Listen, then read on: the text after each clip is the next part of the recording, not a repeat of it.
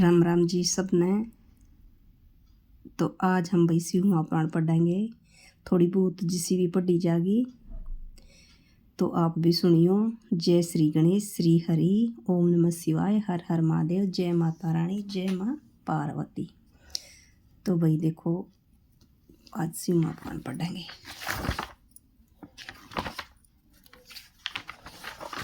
ये इसका सबसे फर्स्ट पेज शिव बाबा का, सभी देवी सभी देवता साथ रहना।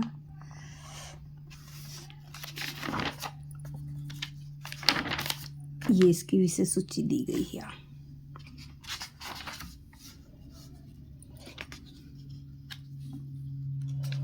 जिसी भी पढ़ेंगे भाई, एक लाइन, दो लाइन, तीन लाइन, जिसी भी पढ़ी जाएगी उसी पढ़ेंगे।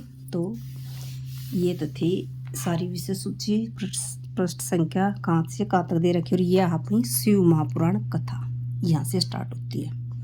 बीच बीच में इसमें चित्र भी दे रखे हैं। तो आज स्टार्ट सोमवार है, सावन का दूसरा सोमवार है। तो आज स्टार्ट करते हैं शिव महापुराण कथा। श्री शिव पुराण महात्म्य। श्री गणेशाय नमः, हर हर महादेव, ओम नमः शिवाय, श्री शिवाय नमस्तुभ्यम, जय माता रानी, सभी देवी सभी देवताओं का आह्वान करके तो वही स्टार्ट करते हैं शिव महापुराण कथा। तो कैसे से किस प्रकार पढ़ी जाती है आप भी सुनो। भाव अभिदिग्न दिनम माँ समुद्रम ब्रह्मांड वात करम ग्राही गृतांगम दासो अहम तो संकरम। तो ये था संस्कृत में श्लोक, देखो आपको दिख रहा होगा। तो आगे इसका वर्णन है। सोनक जी के साधन विषय प्रश्न करने पर सूत जी इनका उन्हें शिव पुराण की उत्कृष्ट महिमा सुनाना। तो यहाँ से स्टार्ट होती है। श्री शौनक जी ने पूछा, महाज्ञानी सूत जी, आप संपूर्ण सिद्धांत के ज्ञाता हैं, पर वो मुझे पुराणों की कथाओं के सारस तत्वों का विशेष रूप से वर्णन कीजिए। ज्ञान और वैराग्य सहित भक्ति से प्राप्त होने वाले विवेक वृद्धि कैसे होती है, तथा साधु पुरुष किस प्रकार अपने काम क्रोध आदि मानसिक विकारों का निवारण करते हैं। इस घोर कली काल में जीव प्राय आसुर स्वभाव के हो गए हैं। उस जीव समुदाय को शुद्ध देवी संपत्ति युक्त बनाने के लिए सर्वश्रेष्ठ उपाय क्या है। आप इस समय मुझे ऐसा कोई शाश्वत साधन बताइए जो कल्याणकारी वस्तु ओम भी सबसे उत्कृष्ट एवं परम मंगलकारी हो, तथा पवित्र करने वाला उपाय में भी सर्वोत्तम पवित्र कारक उपाय हो। तात वह साधन ऐसा हो जिसके अनुष्ठान से शीघ्र ही अंतकरण की विशेष शुद्धि हो जाए तथा उसे निर्मल चित्त वाले पुरुष सदा के लिए शिव को प्राप्त हो जाए। श्री सूत जी ने कहा, मुनि श्रेष्ठ शौनक, तुम धन्य हो, क्योंकि तुम्हारे हृदय में पुराण कथा सुनने का विशेष प्रेम एवं लालसा है। इसलिए मैं शुद्ध बुद्धि से विचार कर तुमसे परम उत्तम शास्त्र का वर्णन करता हूँ। वह संपूर्ण शास्त्रों के सिद्धांत संपन्न, भक्ति आदि को बढ़ाने वाला, भगवान शिव संतुष्ट करने वाला है, कानों के लिए रसायन, अमृत स्वरूप तथा दिव्य है। तुम उसे श्रवण करो।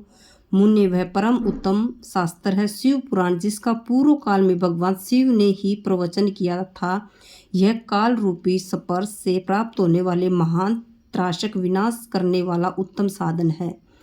गुरुदेव व्यास ने संत कुमार मुनि का उपदेश पाकर बड़े आदेश से संक्षेप में इस पुराण का प्रतिपादन किया है। इस पुराण के परिणय उद्देश्य कलयुग में संपन्न होने वाले मनुष्य को परम हित का साधन है। यह शिव पुराण परम उत्तम शास्त्र है। इससे इस भूतल पर भगवान शिव का वांग्मय स्वरूप समझना चाहिए और सब प्रकार से इसका सेवन करना चाहिए। इसका पठन और श्रवण सर्वसाधन रूप है। इसमें शिव भक्ति पाकर श्रेष्ठतम स्थितियों में पहुंचा हुआ मनुष्य शीघ्र ही शिव पद को प्राप्त कर लेता है। इसलिए संपूर्ण यत्न करके मनुष्य इस पुराण को पढ़ने की इच्छा की है अथवा इसके अध्ययन से अभीष्ट साधन माना है। इस तरह इसका प्रेम पूर्वक श्रवण ही संपूर्ण मनोवांछित फलों को देने वाला है। भगवान शिव इस पुराण को सुनने से मनुष्य सब पापों से मुक्त हो जाता तथा इस जीवन में बड़े बड़े उत्कृष्ट भोग को उपभोग करने के अंतिम शिवलोक प्राप्त करता है। यह शिव पुराण नामक ग्रंथ 24,000 श्लोक से युक्त है। इसकी 7 संहिताएं हैं। मनुष्य को चाहिए कि वह भक्ति, ज्ञान और वैराग्य से संपन्न हो, बड़े आदेश से इसका श्रवण करे। 7 संहिताओं युक्त यह दिव्य शिव पुराण परम ब्रह्मा परमात्मा के समान विराजमान है और सबसे उत्कृष्ट गति प्रदान करने वाला है। जो निरंतर अनुसाधन पूर्वक इस शिव पुराण को वाचता है अथवा नित्य परिपूर्वक इसका पठ मात्र करता है, वह पुण्य आत्मा है। इसमें संशय नहीं है। जो उत्तम बुद्धि वाला पुरुष अंत काल में भक्ति पूर्वक इस पुराण को सुनता है, उस पर अत्यंत प्रसन्न हुए भगवान महेश्वर उसे अपना पद यानी कि धाम प्रदान करते हैं। जो प्रतिदिन आदर पूर्वक इस शिव पुराण का पूजन करता है, वह इस संसार में संपूर्ण भोग को भोग कर अंतिम भगवान शिव के पद को प्राप्त कर लेता है। जो प्रतिदिन आलस्य रहित हो, रेशमी वस्त्र आदि के वेष्टन से इस शिव पुराण का सत्कार करता है, वह सदा सुखी होता है। यह शिव पुराण निर्मल तथा भगवान शिव का सर्वस्व है। जो इहलोक और परलोक में सुख चाहता हो, उसे आदर के साथ प्रयत्न पूर्वक इसका सेवन करना चाहिए। यह निर्मल एवं उत्तम शिव पुराण धर्म, अर्थ, काम, मोक्ष चारों पुरुषार्थ को देने वाला है तथा सदा परम पूर्वक इसका श्रवण एवं विशेष पाठ करना चाहिए। जय श्री महाकाल, हर हर महादेव, ओम नमः शिवाय, श्री शिवाय नमस्तुभ्यं, जय माता रानी। शिव पुराण श्रवण से देवराज को शिवलोक की प्राप्ति तथा चंचुला का पाप से भय एवं संसार से वैराग्य। तो शायद ये अध्याय पहला है इसका। तो यहाँ से वही शुरुआत होती है शिव महापुराण कथा की। पहले तो समझाया था कि कैसे हमें पढ़नी चाहिए और क्या से किस तरीके से इसका पठन श्रवण करना चाहिए और क्यों करना चाहिए। तो ये हमारी शिव महापुराण कथा का अध्याय पहला यहाँ से स्टार्ट हो जाता है। श्री सोनक जी ने कहा, माँ भागसूत जी, आप धन्य हो, परमार्थ हो, तत्व के ज्ञाता हो। आपने कृपा करके हम लोगों को यह बड़ी अद्भुत एवं दिव्य कथा सुनाई। भूतल पर कथा के समान कल्याण का सर्वश्रेष्ठ साधन है, दूसरा कोई नहीं है। यह बात हमने आज आपकी कृपा से निश्चय पूर्वक समझ ली। सूत जी, कलयुग में इस कथा के द्वारा कौन कौन से पापी शुद्ध होते हैं, उन्हें कृपा पूर्वक बताइए, इस जगत को कृतार्थ कीजिए। सूत जी बोले, मुने, जो मनुष्य पापी, दुराचारी, खल तथा काम क्रोध आदमी निरंतर डूबे रहने वाले, वे भी इस पुराण के श्रवण पठन से अवश्य शुद्ध हो जाते हैं। इस विषय में जानकर मुनि इस प्राचीन इतिहास का उदाहरण दिया करते हैं, जिसके श्रवण मात्र से पापों का पूर्णतः नाश हो जाता है। पहले की बात है कि कहीं किरात के नगर में एक ब्राह्मण रहता था, जो ज्ञान में अत्यंत दुर्बल, दरिद्र, रस बेचने वाला तथा वैदिक धर्म से विमुख था। वह स्नान, संध्या आदि कर्मों से भ्रष्ट था और वेश्यावृत्ति तत्पर रहता था। उसका नाम था देवराज। वह अपने ऊपर विश्वास करने वाले लोगों को ठगा करता था। उसने ब्राह्मणों, क्षत्रियों, वैश्यों, शूद्रों तथा दूसरों को भी अनेक बहानों से मारकर उनका धन हड़प लिया था, परंतु उस पापी का थोड़ा सा भी धन कभी धर्म के काम में नहीं लगा था।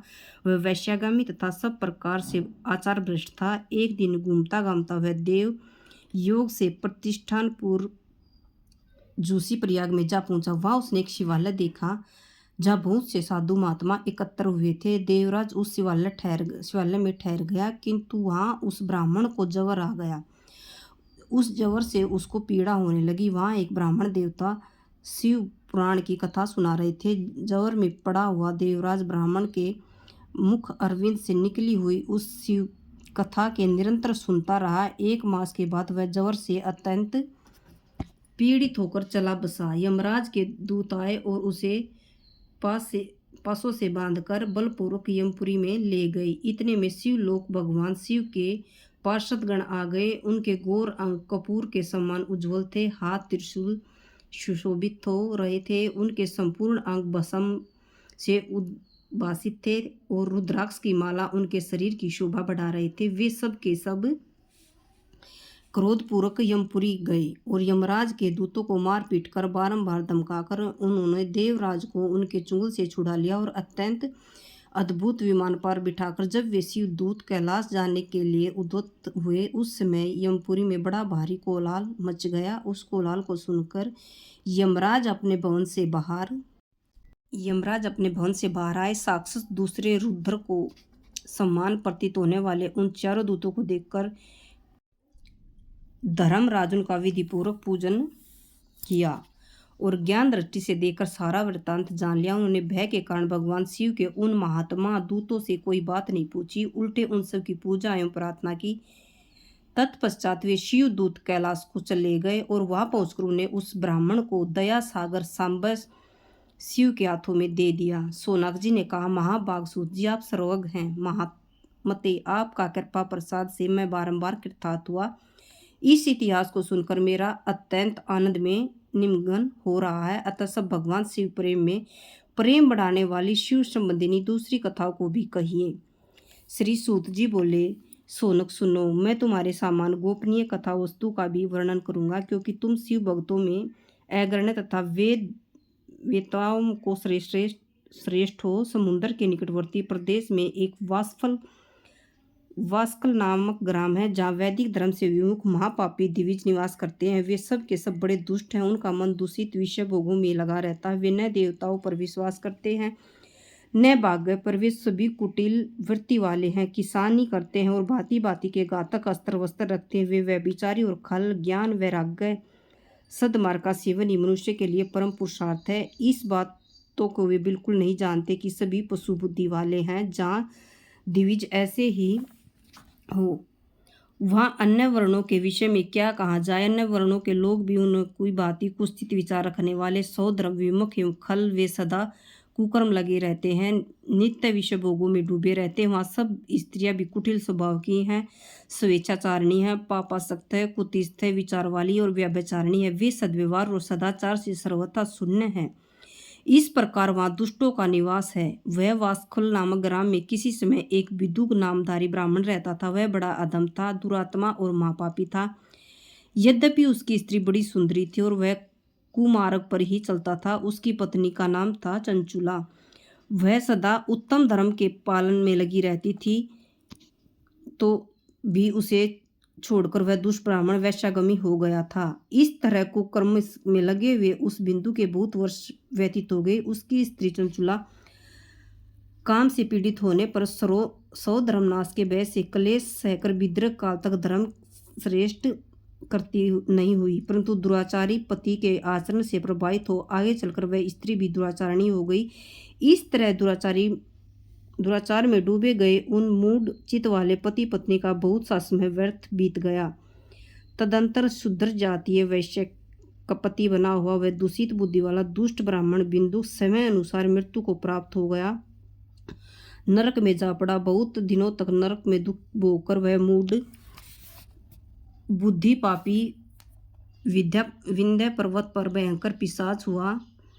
इधर उस दुराचारी पति बिंदु के मर जाने पर वह मूढ़ हृदय चंचुला बहुत समय तक पुत्रों के साथ अपने घर में रही। एक दिन देव योग से किसी पुण्य पर्व के आने पर वह स्त्री भाई बंधुओं के साथ गोकुल क्षेत्र में गई। तीर्थ यात्रियों के संग से उसने भी उस समय जाकर किसी तीर्थ जल में स्नान किया। फिर वह साधारणतः मेला देखने की दृष्टि से बंधुजनों के साथ यत्र तत्र घूमने लगी। घूमती घूमती किसी देव मंदिर में गई। वहाँ एक देव ब्राह्मण मुख से भगवान शिव की परम पवित्र एवं मंगलकारिणी उत्तम पौराणिक कथा सुनी। कथावाचक ब्राह्मण से कह रहे थे कि जो स्त्रियां पुरुषों के साथ वह विचार की जाती, तब यमराज लोक दूत उनकी योनि में तपे हुए लोहे का परीक डालते। और पौराणिक ब्राह्मण के मुख से यह वैराग्य बढ़ाने वाली कथा सुनकर चंचुला भय से व्याकुल हो कांपने लगी। जब कथा समाप्त और सुनने वाले सब लोग वहां से बाहर चले गए, तब वह भयभीत नारी एकांत में शिव पुराण की कथा और बचने वाले ब्राह्मण देवता से बोली।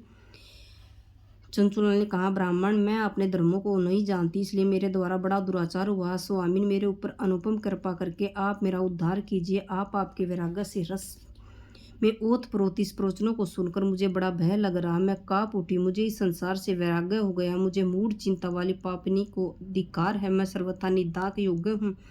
कुत्सित विषयों में फंसी हुई हूँ और अपने धर्म से विमुख हो गई हूँ। हाय, न जाने किस किस घोर कष्टदायक दुर्गति में मुझे पड़ना पड़ेगा, और वह कौन बुद्धिमान पुरुष कुमार्ग में मन लगाने वाली मुझ पापनी का साथ देगा। मृत्यु काल में उन भयंकर यमदूतों में मैं कैसे देखूंगी। जब वे बलपूर्वक गले में फंदा डालकर मुझे बांधेंगे, तब मैं कैसे धीरज धारण कर सकूंगी। नरक में जब मेरे शरीर के टुकड़े टुकड़े किए जाएंगे, तब से मैं विशेष दुख देने वाली उस मानता में मैं वहाँ कैसे रहूंगी।